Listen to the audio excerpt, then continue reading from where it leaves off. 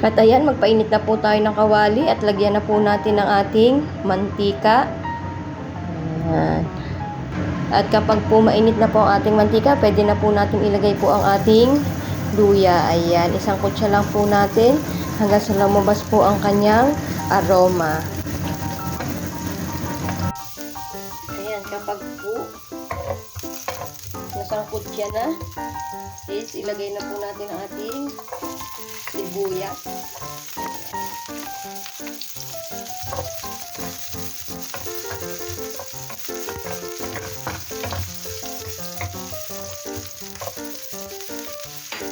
Ayan, kapag po ganyan na, pwede na po natin ilagay ang ating bawang. Tapos, sangkot siya lang po.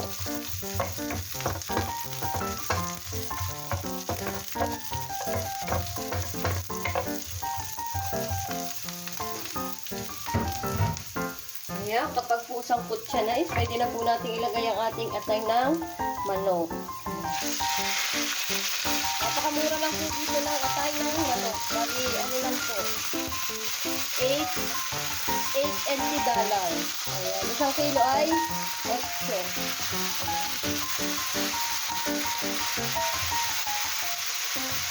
Hayaan lang po muna natin siya.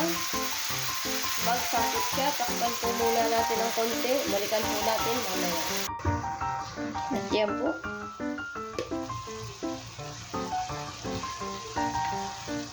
Lumabas na po ang kanyang sariling katas. Ayan.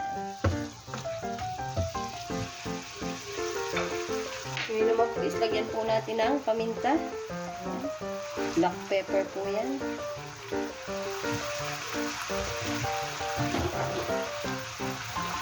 Ilagay na din po natin ang ating toyo.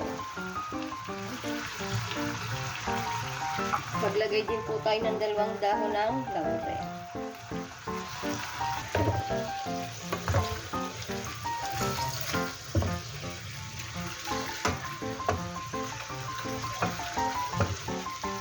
Lagyan din po natin ng oyster sauce.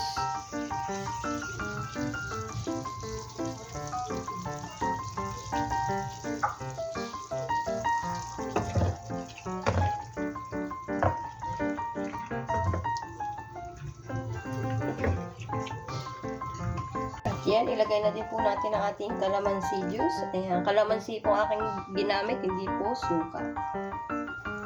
Pakukuluin lang po natin ng bahagya.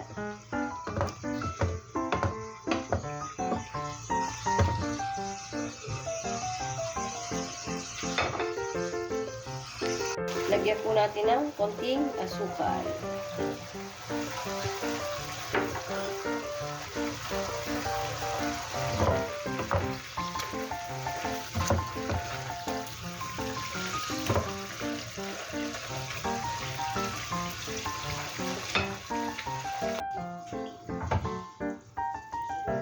Salain, ano po muna natin, i-set aside po natin yung kaunting sabaw niya.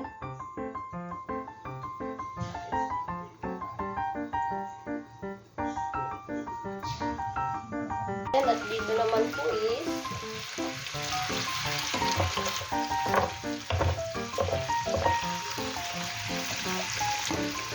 lagay po tayo ng kaunting mantika.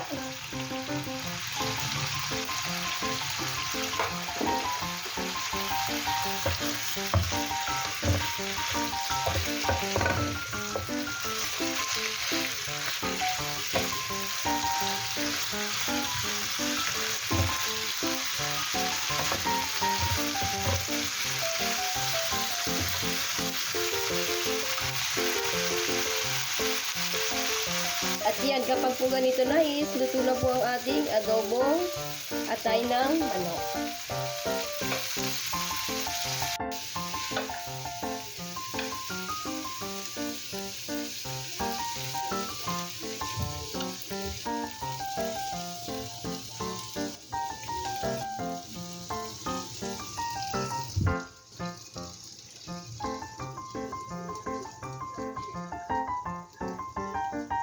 Ayan na po ang ating masarap na adobong atay ng manok. Tara, kain po tayo. Thank you po Lord sa lahat ng blessing.